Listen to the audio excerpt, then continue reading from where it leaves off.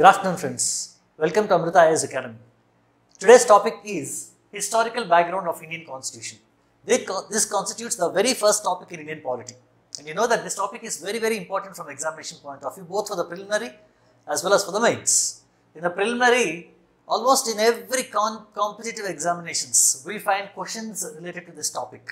For example, questions like which act for the first time introduced the element of representation in India, which act provided for a federal court, which act provided for public service commissions, which act for the first time in principle introduced equality of opportunity in public appointments, which act for the first time provided for an annual sum of ₹1 lakh for spread of education in India. So many questions are frequently asked in the examinations from this topic.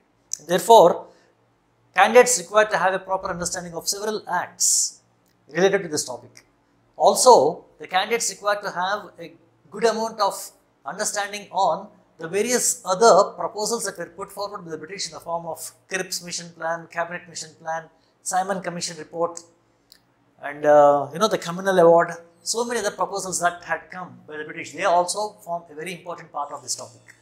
Apart from this, candidates will also have to have a proper understanding of the political conditions that had made the British come out with a good number of policies which were implicit in these acts. For example, the Minto-Moll reforms of 1909 contained an implicit policy of the British called the divide and rule policy.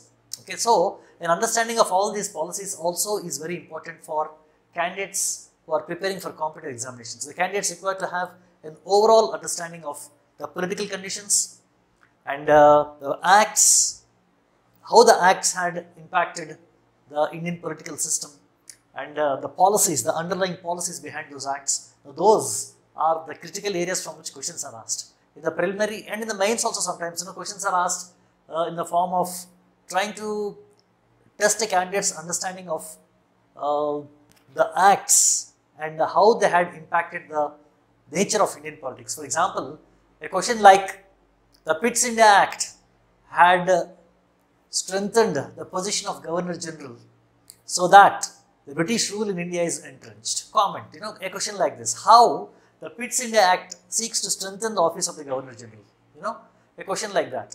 Or he might ask you the significance of a particular act, a specific act. For example, the 1861 Councils Act.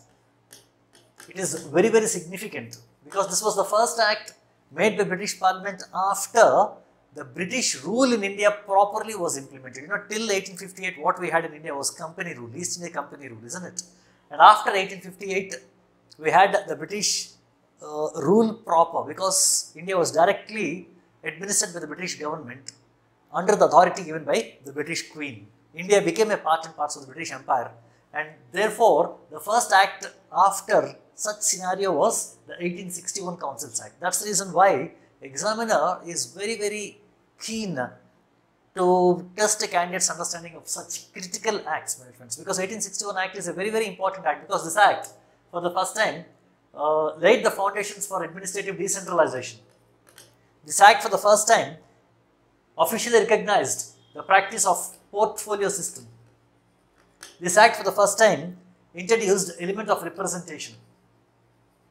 This act for the first time provided for the principle of Indians in councils or entry of Indians into councils. So many very significant aspects related to this act. It is these which make several acts very important.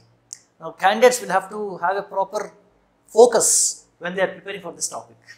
We'll get started with the first topic, that is historical background of Indian Constitution. But before that, we'll try to have a small background to historical background of Indian Constitution. We'll try to see or trace what were those political events that shaped the British endeavours to make these laws.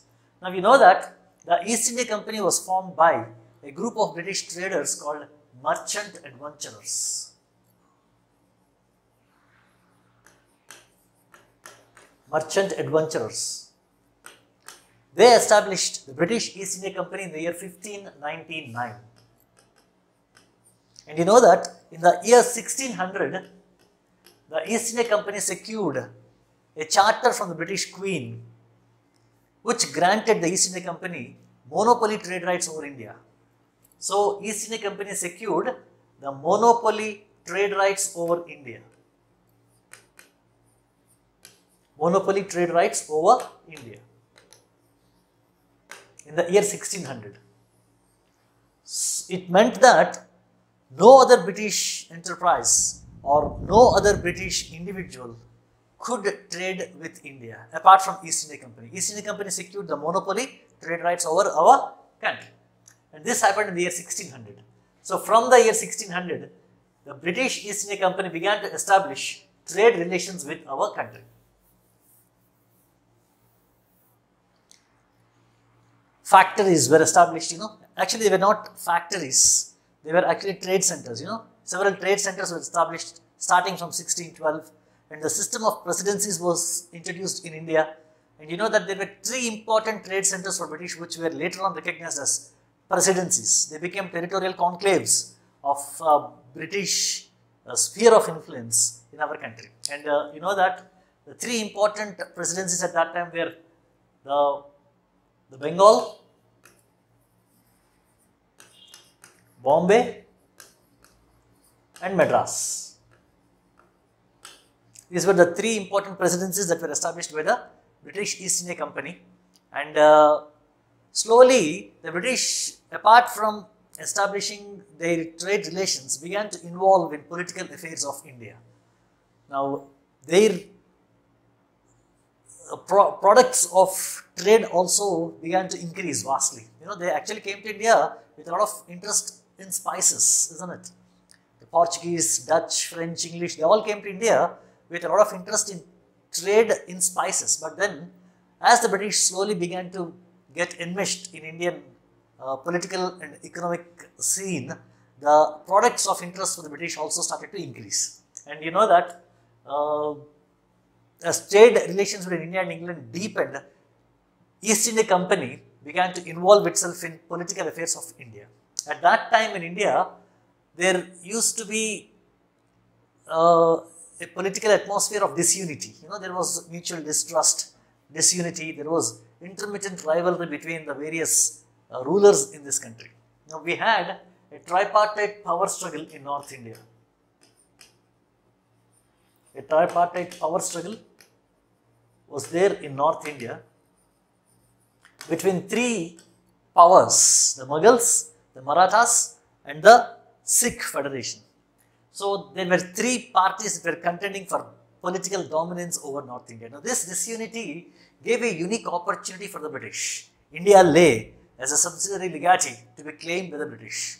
So British was eyeing its opportunities in North India. Even in South India also at that time, there was a tripartite power struggle, and that was between the Mysore kingdom, the Vijayanagara kingdom and the Bahmanis.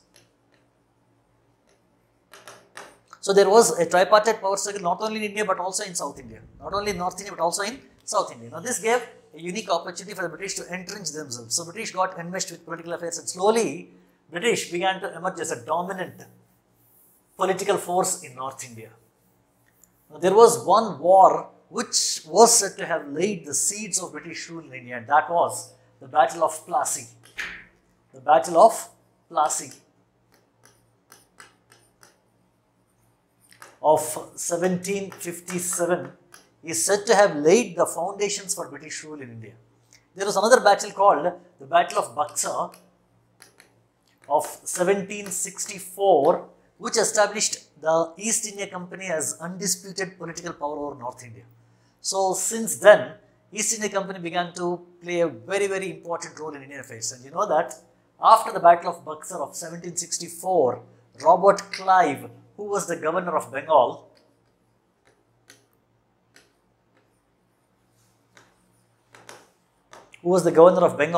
implemented what was very, very popularly called as diarchy in Bengal.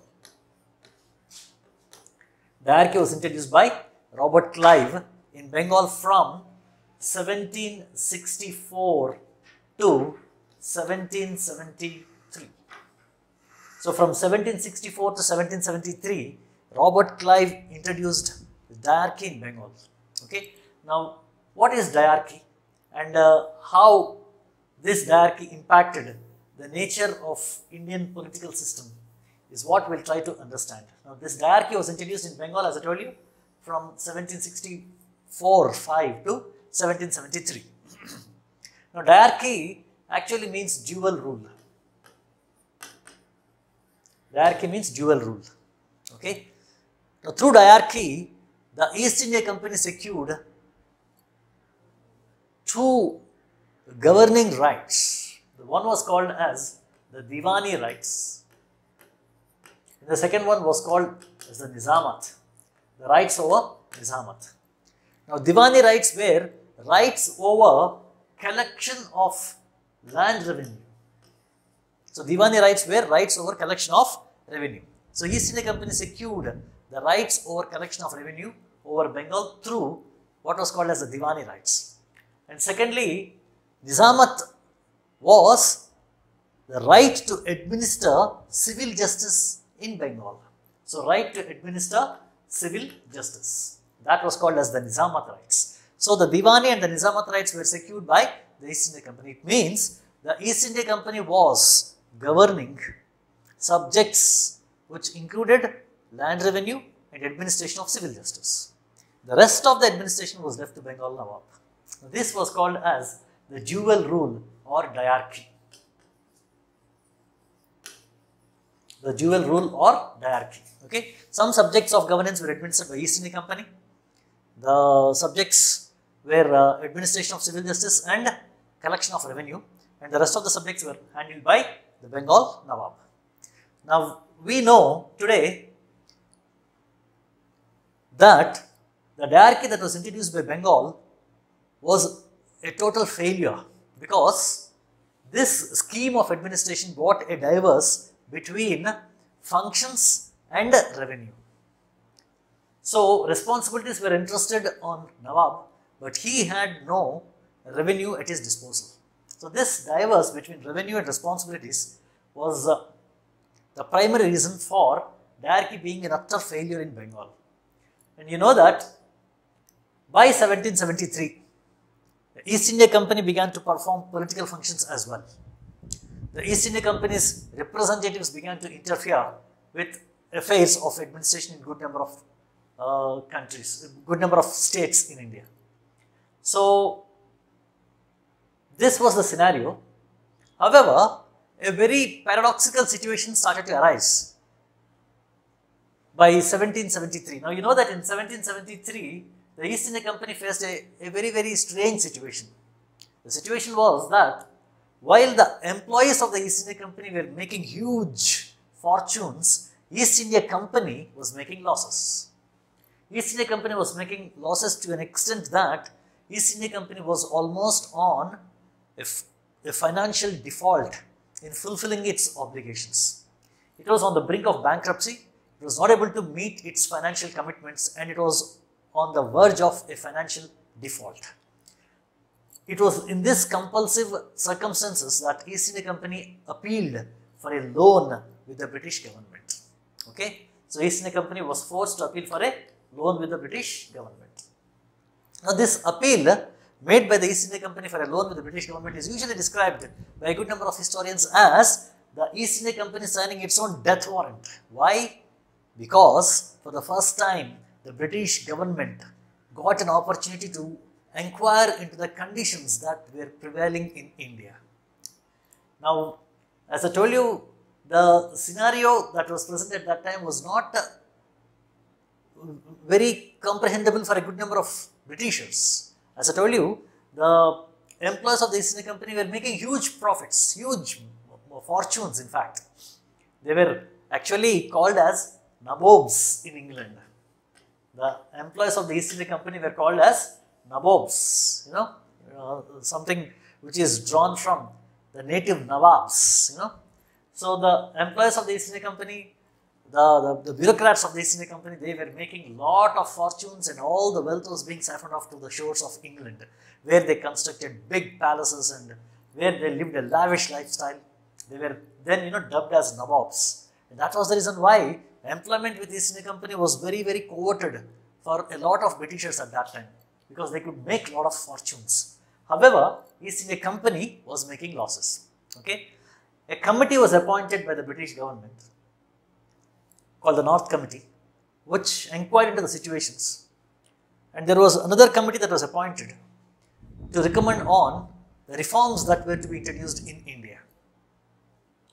And based on the report of that committee, the British government came out with the first act to regulate the affairs of East India Company in India. They realized that East India Company was engaging in many unethical commercial activities.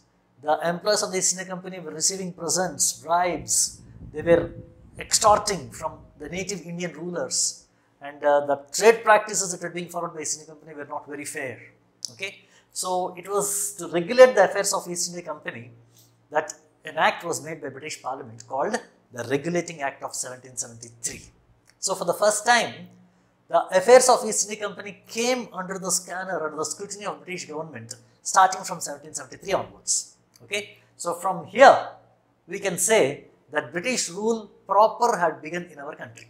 Why? Because till then, East India Company was just a private limited company that had come to India, that was engaging in commercial activities, that was building trade relations with this country, and that was just an enterprise with commercial interests in India as far as English government was concerned. But now, because of the events as they unfolded in India, the British government was forced to recognize East India Company as a politico-administrative power in India. And that's the reason why the British Parliament, through a good number of acts, sought to regulate the affairs of East India Company. And from here onwards, we can say that the beginnings of the British rule can be traced from 1773 onwards. Though the East India Company had come 1 century earlier, it had established trade relations and it was doing a lot of things in India, but you know, the British rule can be observed from 1773 because the affairs of East India Company came to be regulated by British Parliament, and East India Company was officially recognized as a politico-administrative power starting from 1773 onwards. So from here, we can discern the nature of British rule in our country. Now we know that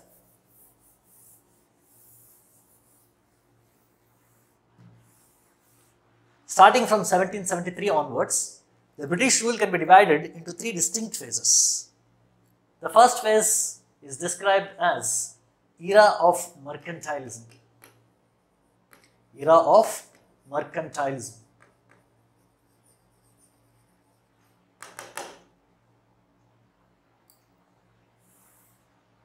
Era of mercantilism.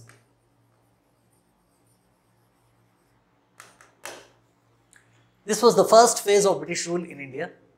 During this phase, East India Company enjoyed monopoly trade rights over India. So East India Company enjoyed monopoly trade rights over India.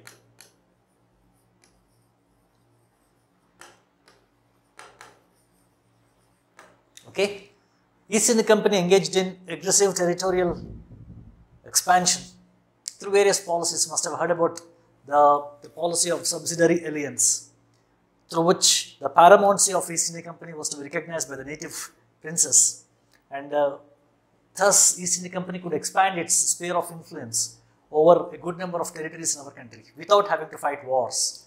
So through such policies and through also wars, East India Company began to expand itself aggressively throughout India. Territorial expansion began to take place, and during this time, very briefly,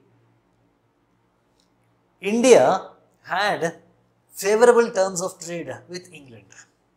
It means India's exports to England were higher in value, very briefly though, compared to the Indian imports from England.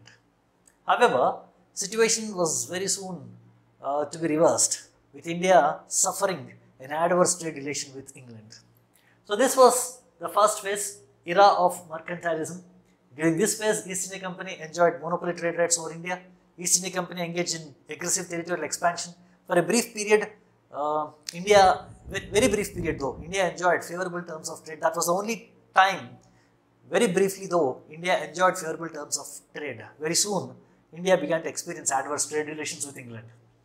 During this phase, no other British company was allowed to trade with our country because East India Company enjoyed monopoly trade rights over India.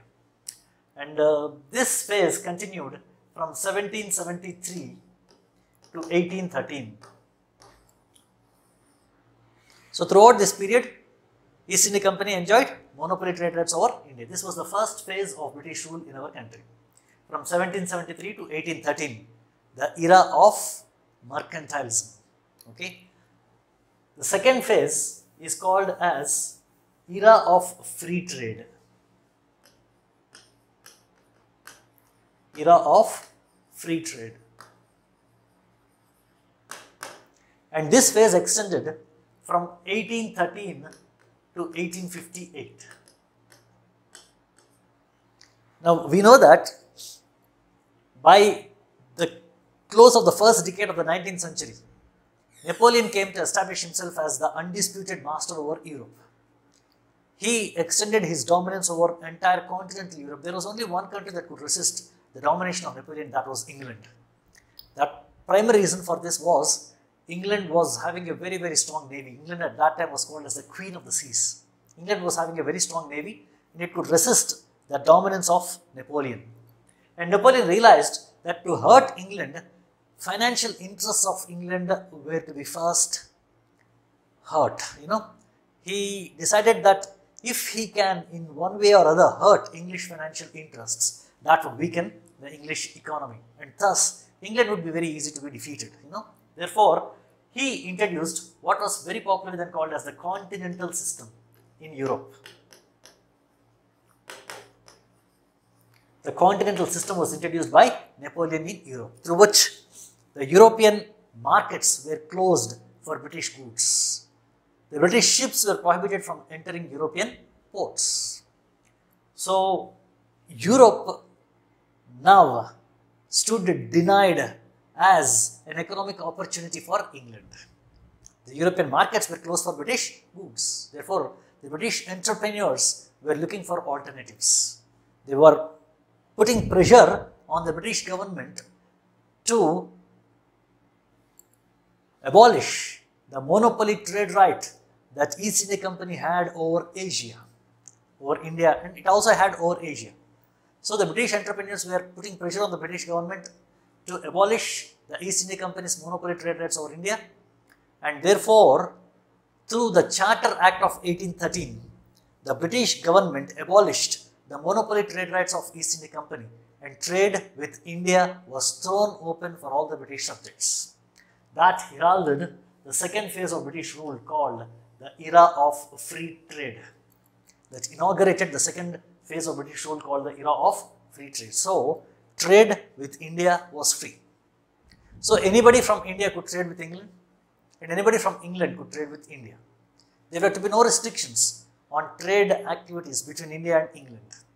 Any enterprise from England could now come to India and trade with India. Subsequently, all restrictions on Europeans acquiring properties in India also were eased, were relaxed. So, anybody from England could now come to India and they could acquire territories, they could acquire estates, they could establish industries, they could purchase lands, This was the phase in which India was converted into a classic colony. Okay. Now, we know that this was also the time when the Industrial Revolution was almost reaching its climax in Europe. And the European entrepreneurs were hungry for markets. This was the time when the European companies required sources of raw material and required markets for their finished products. So, this era of free trade allowed England to manipulate the Indian economy, to convert it into a subordinate trading partner, a supply of raw materials and a market for the finished products of England. So, this was the time when India became a classic colony, a supplier of raw materials and a market for the British finished products. A lot of discriminatory trade practices were followed. Our economic systems, our agrarian systems were manipulated so that India and Indian economic system was to serve the interests of the Industrial Revolution in England. For example, the Tinkatiya system was introduced, which compelled the Indian agriculturists to produce indigo on a patch of their land, a part of their land, so that the requirements of dye in the English industries was fulfilled. So Indian agrarian systems, Indian economic systems were completely manipulated to meet the requirements of the English companies in England. It was during this time that India became a classic colony. Okay, this was the second phase, the era of free trade. It said that, this phase was inspired by the principles of laissez-faire, okay, or free trade, where the state will not interfere in economic activities. Okay, that's called the laissez-faire system, and that is represented in the second phase of British rule, which we call as the era of free trade, and this continued from 1813 to 1858.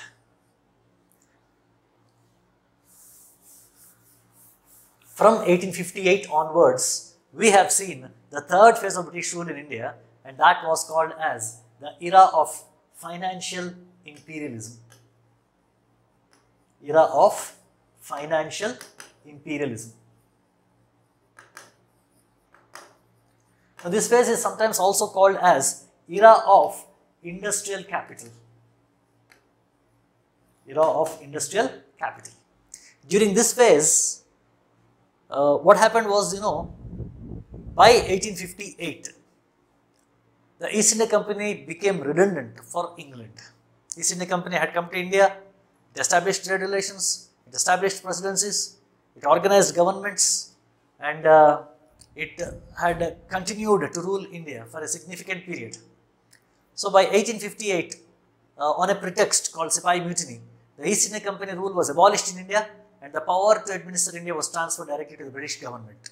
India was made a part of British Empire, the vast British Empire. India was a part of that vast British Empire, and India became a sovereign right of the English Queen. The English Queen's sovereignty was extended over India, and India became an estate, a possession of the British Queen.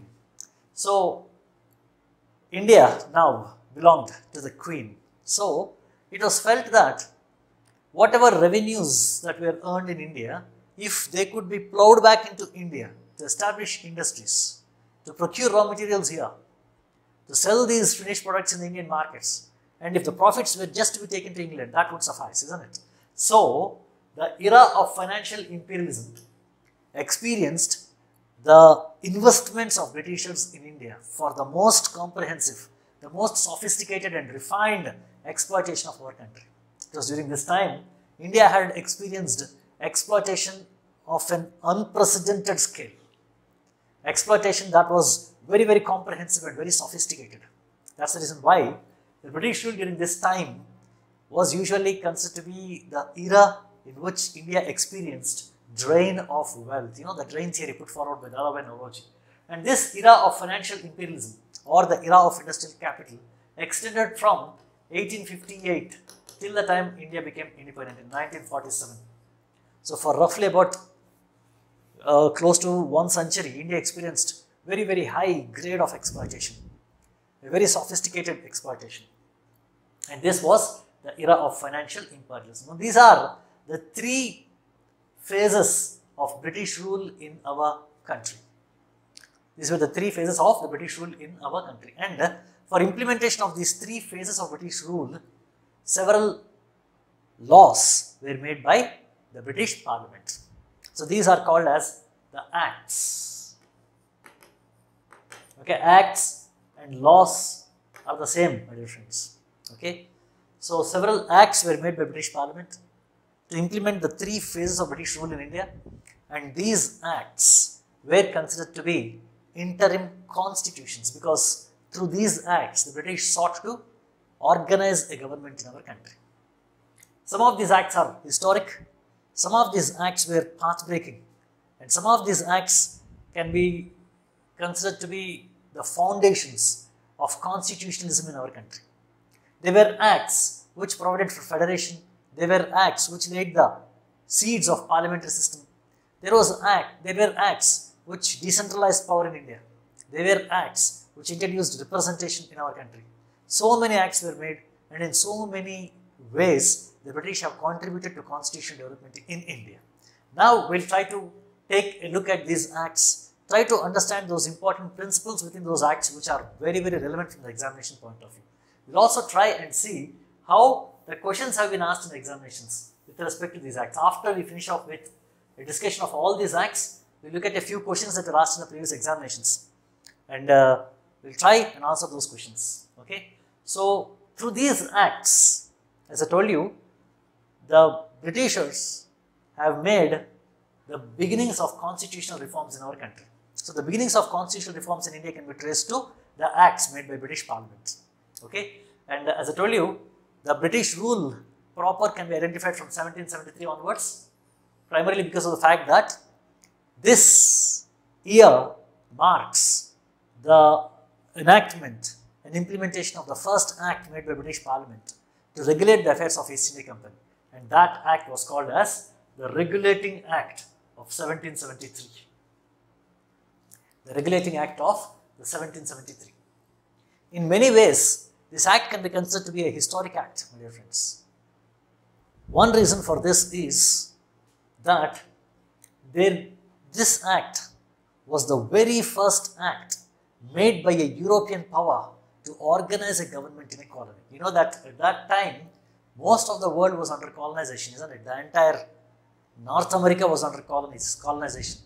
South America, Africa, Middle East, South Asia, Southeast Asia, Far East, Australia, almost the entire world was colonized.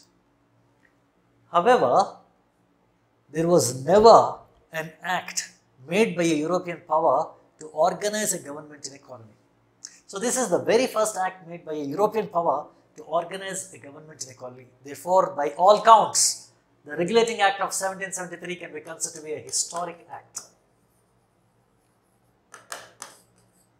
It's a historic act, my dear friends. Not only for India, but for the world over.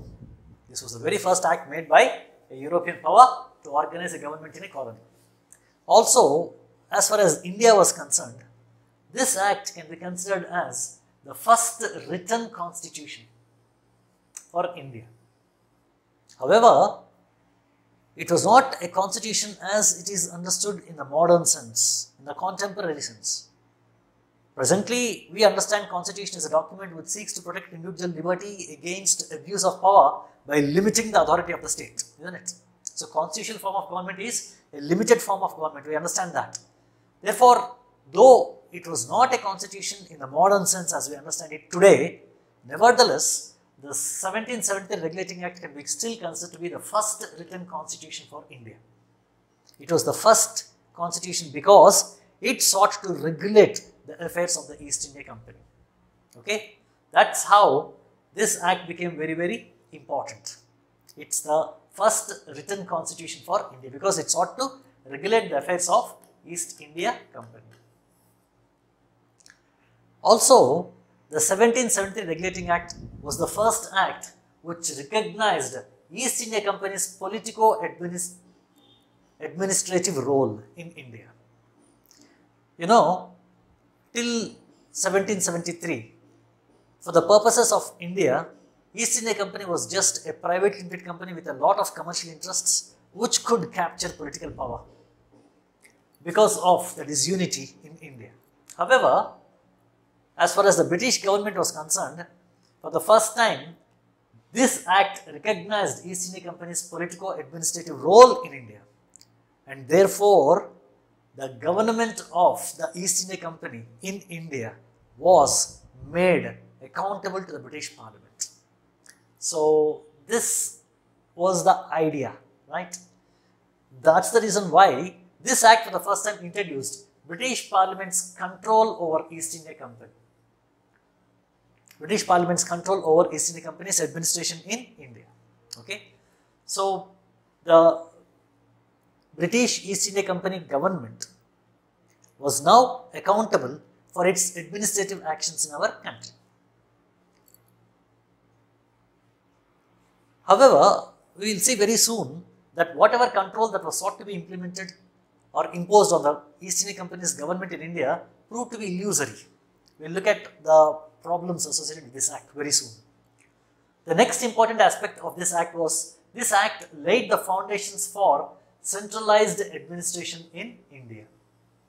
It laid the foundations for a centralized administration in India. You know that by this time, the East India Company rule in India was organized in the form of presidencies. We discussed that there were 3 presidencies, the Madras, Bombay and Bengal presidency, and the East India Company's executive body, that was called as the Court of Directors. Today, private limited company's executive body is called as the Board of Directors, isn't it? At that time, the executive body of the East India Company was called as the Court of Directors. The Court of Directors, which was the executive body of the East India Company, elected by the shareholders, this Court of Directors began to give directions to the various governors in the various provinces. There was a governor for Bengal, there was a governor for Madras, there was a governor for Bombay. So all the governors in the 3 provinces, presidencies, were being given directions by the Court of Directors of the East India Company. Now this act, for the first time, is said to have laid the foundations for a centralized administration in India by subordinating the Bombay and Madras presidencies to Bengal presidency. So, centralized administration was introduced in India by subordination of Bombay and Madras to the Bengal province. Okay, so Bombay and Madras were made subordinate to Bengal province, and this was how centralization was sought to be introduced in India.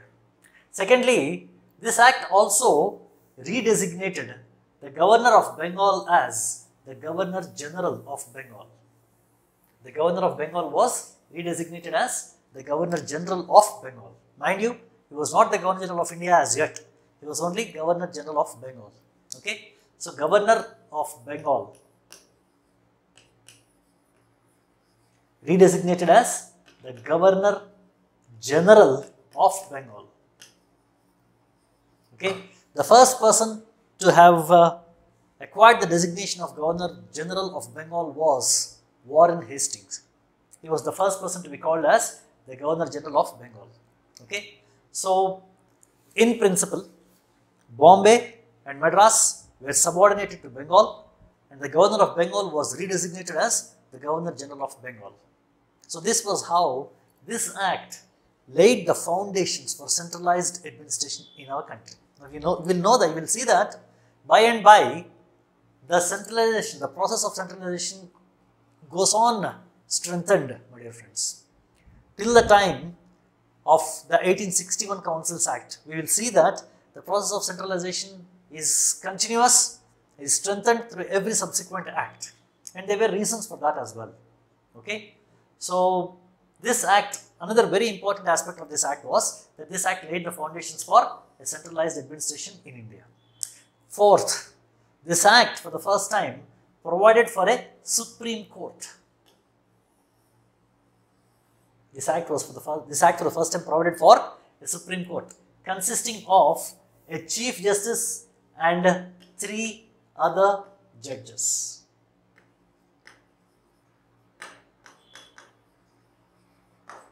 Okay, so this act provided for a Supreme Court to be established in India, comprising of a Chief Justice and 3 other judges. And you know that the Supreme Court was for the first time established in 1774. In 1774 at a place called Fort William in Calcutta. At a place called Fort William in Calcutta, for the first time, the Supreme Court was established with a Chief Justice who was called Lord Elijah Impey.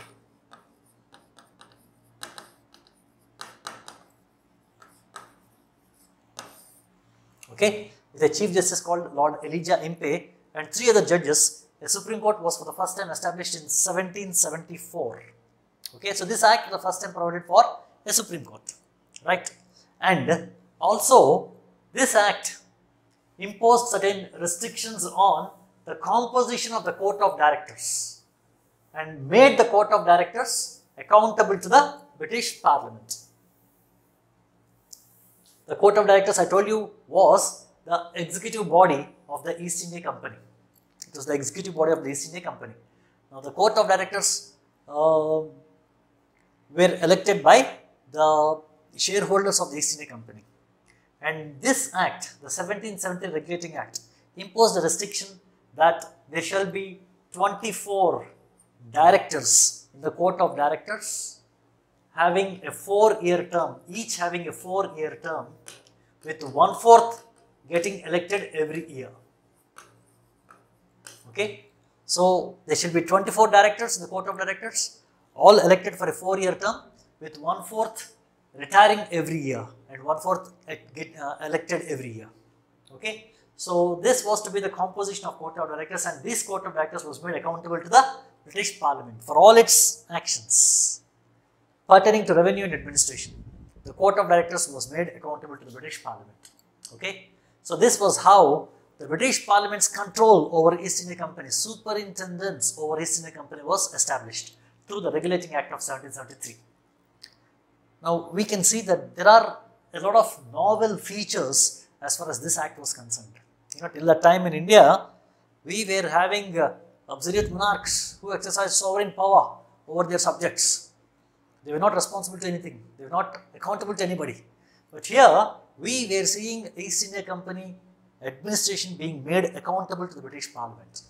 Okay, that's something that's remarkable as far as Indian constitutional history is concerned. So many other novel aspects are there for this act. One another novel aspect of this act was that this act for the first time provided for a Governor General's Council consisting of 4 members. A Governor General's Council consisting of 4 members for the aid and advice of the Governor General. So, this act envisaged a scenario where the Governor General in council, that is along with his council members, would take decisions on matters related to administration or campaigns or revenue. Okay, so this was a scenario. Now today we have a President of India, and we also have a council of ministers for the aid and advice of the President of India. Okay, the same way Governor General had a council consisting of 4 members who were to aid and advise the Governor General in the conduct of his business, and this was to be called as the Governor General's Council. Okay, so these were some important elements of the Regulating Act of 1773. The most important, the striking aspects of this act are the things that we have just discussed now.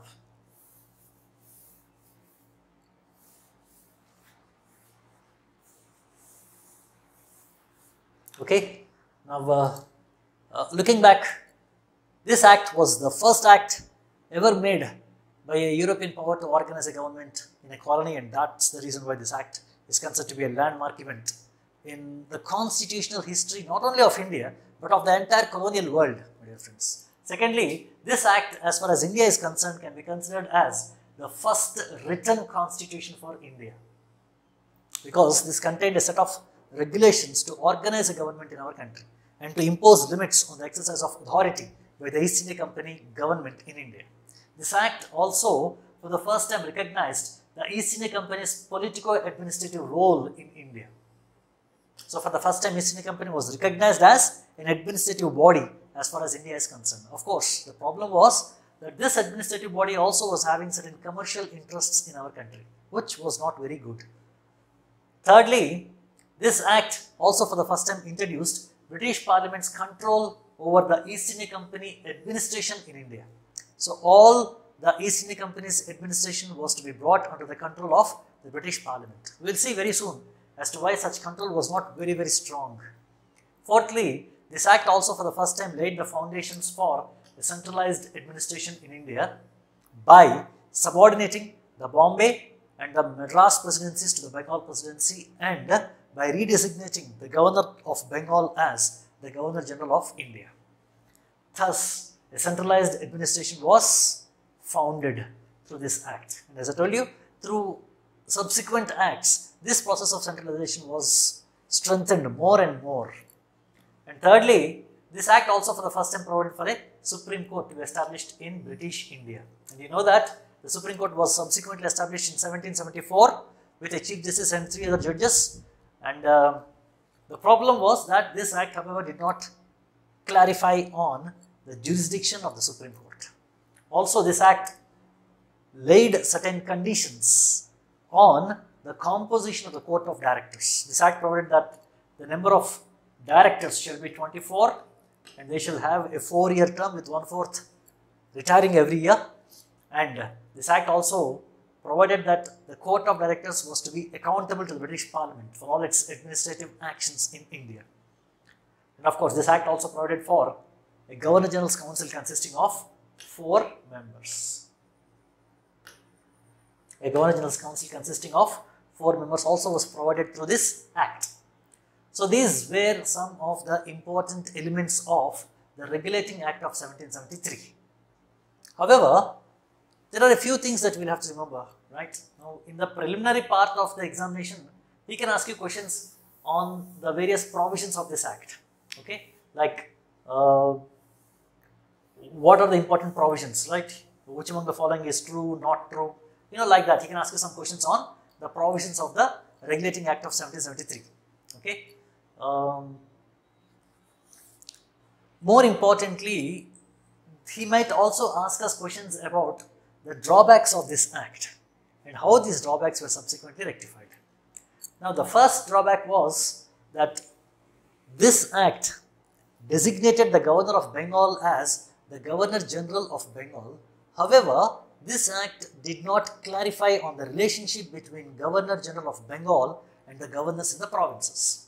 Whether the governors in the provinces were his subordinates, whether the Governor General has any jurisdiction over the administration in the provinces, whether Governor General can give directions to the governors in the provinces, whether the governors in the provinces were reportable or accountable to the Governor General of Bengal or not. All these aspects, there was silence. Therefore, this act did not clarify on the relationship between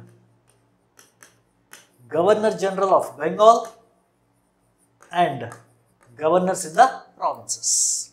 Therefore, whatever centralization was attempted, it has been described as half-hearted and unsure.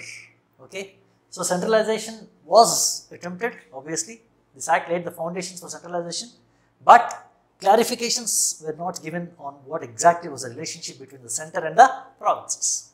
Okay? Secondly, this act also did not clarify on the relationship between the Governor General and the members of his council. What is the relationship between the Governor General and the members of his council? Whether the Governor General was superior to the other members of his council, or whether the Governor General was first among equals who could chair the council's meetings and coordinate its actions, whether the decisions in the council should be taken by a majority, whether the advice given by the council was binding on the Governor General or not. In all these aspects also, there was no clarity. So, there was no clarity on the relationship between Governor General and the members of his council. That's the reason why, in good number of instances, after the passage of Regulating Act, we have seen deadlocks between the Governor General and the council. The members of the council did not agree on the proposals put forward by Governor General, and therefore, there used to be administrative deadlocks. And this was to be rectified. Thirdly, this act provided for a Supreme Court. However, this act did not contain any provisions related to the jurisdiction of Supreme Court. Whether the Supreme Court was to exercise jurisdiction over only Bengal or the entire British India, whether the Supreme Court was to exercise jurisdiction over criminal matters or civil matters or personal matters, on all these respects there was no clarification either.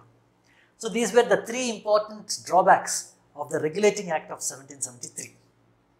Okay, so this was, however, the first act made by British Parliament, and this is in every count a landmark as far as constitutional history in India is concerned. This was the very first act, the very first constitution. This act laid the foundations for centralized administration. This act provided for the Supreme Court, thereby anticipating the introduction of modern judiciary in India. Of course, this act did not introduce it, okay, but Warren Hastings, the Governor General of India at this time, was credited to have been the person who introduced modern judiciary in India. Okay, he is considered to be the person who introduced modern judiciary. Okay, however, the father of Indian judiciary is Cornwallis, my dear friends.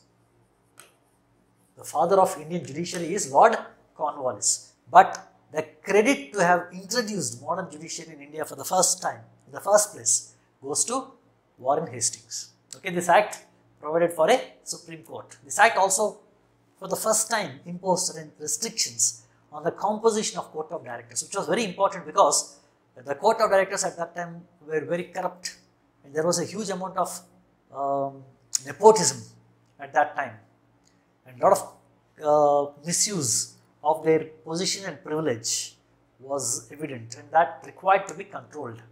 Also, this act for the first time introduced British Parliament's control over administration. Please remember, this is a very, very important principle that we follow even today also. Today, we have a government that is supervised, regulated by Parliament, isn't it? The government is answerable, accountable for all its acts of omission and commission to the Indian Parliament. So, we have introduced a scheme of government which is controlled by the Parliament. So, this was a principle that was introduced by the British. However, as I told you, the British Parliament's control over Indian affairs was proving to be illusory, weak, primarily because of the fact that there was no mechanism for British Parliament to ascertain the ground realities in India. Okay, so what's happening in India? What's the ground reality in India? Was not available as first-hand information to the British Parliament, and that was the problem with the British Parliament's control. Because of lack of information, whatever control that was sought to be imposed was seeming to be illusory. Okay, so this was the first act made by British Parliament to organize a government in our country. Now, going ahead, there were a good number of lacuna as far as the Regulating Act of 1770 was concerned, and the first attempt to overcome that defect was in the form of the Settlement Act of 1781. Okay, the Settlement Act of 1781. Okay, the Settlement Act of 1781 sought to settle the jurisdiction of Supreme Court. Now, this act provided that the Supreme Court that was established at Fort William in Calcutta was to exercise jurisdiction only over the province of Bengal. And secondly, this Supreme Court was to exercise jurisdiction only for administering personal laws. Also, this act provided that while dispensing justice, the native traditions and customs were to be given a prominent place. So, native customs and traditions were to be given prominence. Okay. So, this was the Settlement Act of 1781. Now, the next act proved to be a very, very important act which laid the foundations for administration in India, which continued till the end of company rule in our country. You know, actually, if you remember, the company rule extends from 1773 till 1858, after which the administration in India was directly taken over by the British government. So, from 1773 till 1858, we had the East India Company rule. Okay, and from 1858, we had the government of India, government of British rule. Okay, so the administrative structure that was established through the next act called the Pitt's India Act of 1784 continued till the end of the company rule. That act is very, very important.